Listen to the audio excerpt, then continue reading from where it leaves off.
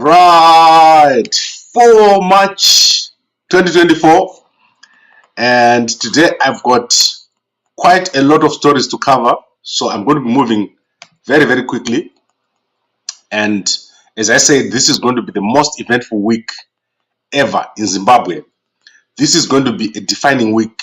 The things that you're going to see this week are going to have a long impact in the politics of our country, and I don't speak lightly about what is going to happen this week.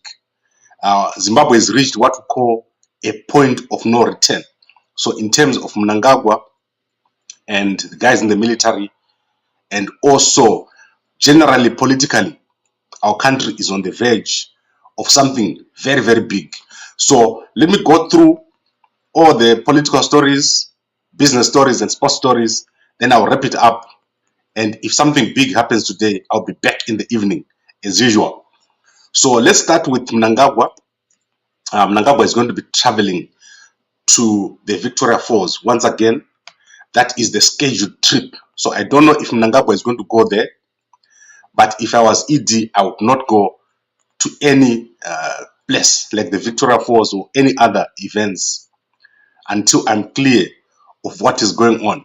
And I think it is rather arrogant for Mnangagwa to think he can just ignore what happened last week and go back to the Victoria Falls, because he doesn't know what was happening, who was attacking him, what went on with that bomb threat which we're talking about.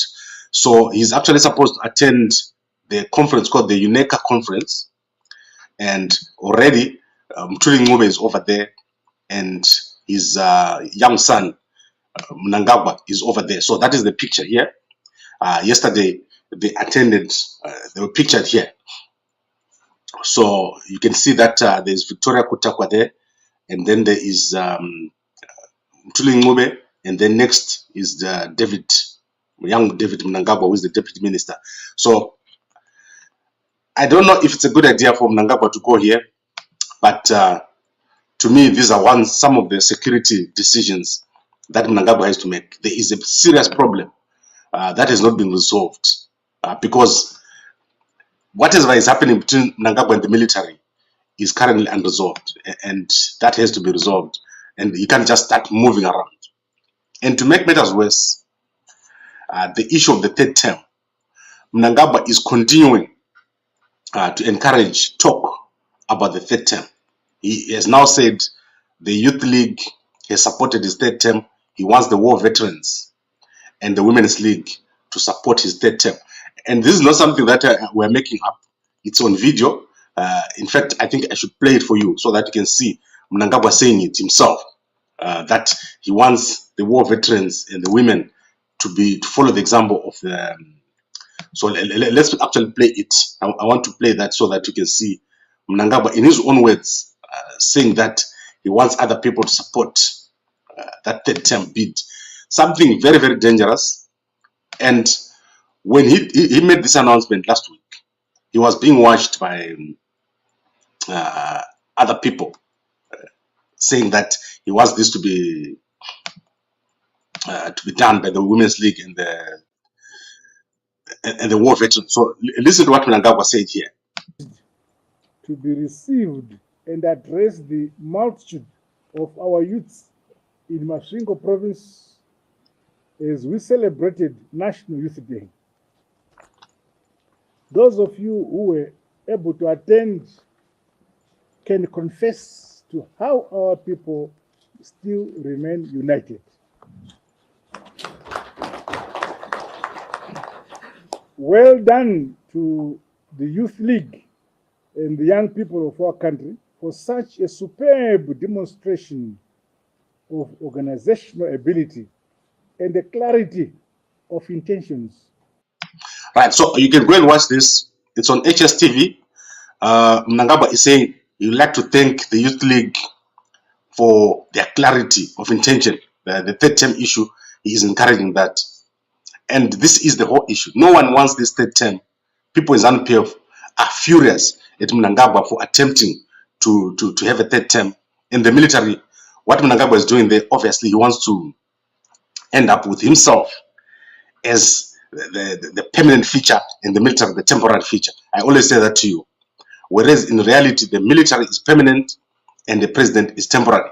This is where the fight is coming from. Mnangagwa trying to remove the military from a permanent position and him making himself permanent and the military temporary. And the fight won't end. We've reached what we call a point of no return on this issue. Someone has to give up. So either Mnangagwa steps down or the military guys back off. One of them has to back off. It can't be possible that we continue the way it has been before. So I think let's see what happens in Victoria Falls. And you should know that Mnangagwa keeps going to the Victoria Falls because of security, their family business interests. They've got massive business interests in Victoria Falls. They've invested all around the Vic Falls in hotels, in other things that they've done. In fact, all the Zambezi, the Mnangagwa family has invested in the Zambezi. And that is why you see they keep going to Vic Falls. They can't stop because that is where they put most of their money. Then I want to look at the next key event, which will be the independence celebration. Mnangagwa said this is going to be at Murambinda. I'm not sure if he was correct because initially I thought it was going to be at Mutare Polytechnic. So I don't know what's happening there. Maybe it's the provincial one, but he says that it's going to be in Murambinda. So that is on the 18th of April. Between now and the 18th of April, you're going to see something massive happening. Then I want to go to a very heartbreaking story. And I want to start here with a picture of Mnangagwa and some kids. Right. So Mnangagwa met these two kids here and gave them $5,000 for saving their mother. That is Peace Magaya and Lakmo Chikabamombe. Their mother was caught by a crocodile in Mondoro and they started to drag her into the river. The young kids took sticks and started to poke the crocodile in the eye until it released their mother. Very well done. But the person who brought these kids here is Scott Sakupkanya. And this is where I'm going. You want to see what happened next. These kids here are the kids of Pastor Messiah. And Scott did not visit these kids. Yesterday there was a memorial service for Pastor Messiah. And Scott did not even bother to go here.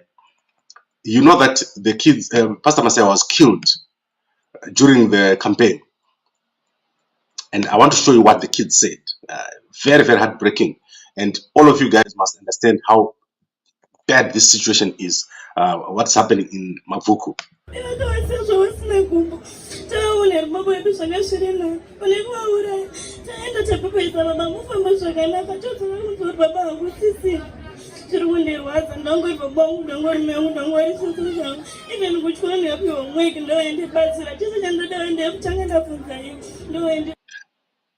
Right, so that's Magaya's, Pastor Messiah's kids there. You can go and look at this interview at Checkmark. This is very, very sad. And Scott is responsible for this thing. He should have gone here instead of going to this thing that he did with the other kids. So these are two different sets of families. This family and that family.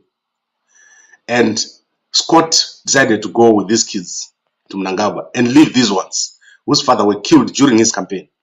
And you know that this was all due to the recalls. So very, very sad situation.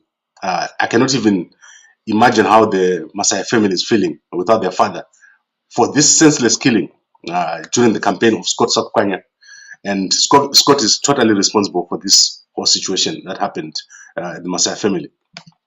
So now let's look at other things. I want to quickly go through other stories here. The SADC Council of Ministers is going to be meeting from the 10th to the 11th of March in Luanda. They're going to be looking at all the decisions of SADC, and Zimbabwe is going to be discussed here. Then in Hwange, in Victoria Falls, they're upgrading the border. So the border of Zimbabwe, the drawings are finished for the new building, and now they're looking for the quantity surveyors. Then in terms of Hwange, there is a spike in teen pregnancies. So that's a big story there. It's unbelievable what's happening in Hwange. Most of the young teens have got nothing to do, and they're resorting to untoward behavior. So there's high rate of teen pregnancies in Hwange. So I don't know how the NGOs are dealing with that. I know Plan International has been dealing with this issue. And then in business, Net One is insolvent. They've got a loss of 40 billion, and they're now insolvent. Their liquid liabilities are now more than their assets by $20 billion. Then there was the Africa Electoral Justice Symposium, which was held in Victoria Falls, and it calls for electoral laws, strong electoral laws in Africa. They say that since 2002, 23 African presidencies have tried to change the constitution to avoid, in terms of elections, in a bad way, in what is called an incidents. And 18 of those incidents were successful. And this talks to Mnangagwa's attempts to go for a third term. And then they're saying because of this, between 2002 and 2023, there have been 23 successful coups in Africa. People are now looking to the military for solutions. And then continuing with business, Tagwire has been ordered to pay back 53 million US dollars to policyholders of FML, which they store through moving funds around their company. So FML is a very big company in Zimbabwe. And then we've got the story of CBZ, very sad story. I found this it made me unhappy to see this. CBZ, they have a race, and the guy won. And look at how much money they gave him for this. This guy is called, let's look at the name here, Tendai Lawrence Nyazema, right? Is the chief executive officer, and Tendai Zimuto won this race 2 hours and 20 minutes of running and practicing, and the prize money was $1,000. I found this extremely funny, and I don't know whether CBZ is a serious company or not in terms of sport. You know, CBZ is also owned by Tagwire, so I don't know if these guys take their social responsibility seriously. You can't pay someone 1,000 as a prize money. Here in South Africa, someone who's running these big races, they make a lot of money, and these guys go through a lot to practice for these races. $1,000 is nothing, and big companies in Zimbabwe are not doing enough in terms of supporting sport. Now let's look at what I said before. We need to wrap up. Mnangagwa is going to be traveling to the Victoria Falls once again, without fully understanding what happened last week. You remember last week there was that incident where he had to turn back after a security threat. Mnangagwa is going back to this airport, to Victoria Falls. What is going to happen? And the issues with the military are not yet resolved. This is clear. There are many issues in ZANU-PF regarding the third term. Mnangagwa is encouraging that third term, and he does not know who is going after him, and this too goes back to the Victoria Falls. I hope nothing happens, but between now and Independence Day, a lot is going to happen. It's no longer possible for the two factions of ZANU-PF to coexist. One faction is going to come out on top, and I hope that it's not the military faction, because if there is a military incident in Zimbabwe, this time it will not be peaceful. There will be no peaceful transition this time around. People are going to be killed. That is how I predict the situation to turn out in Zimbabwe.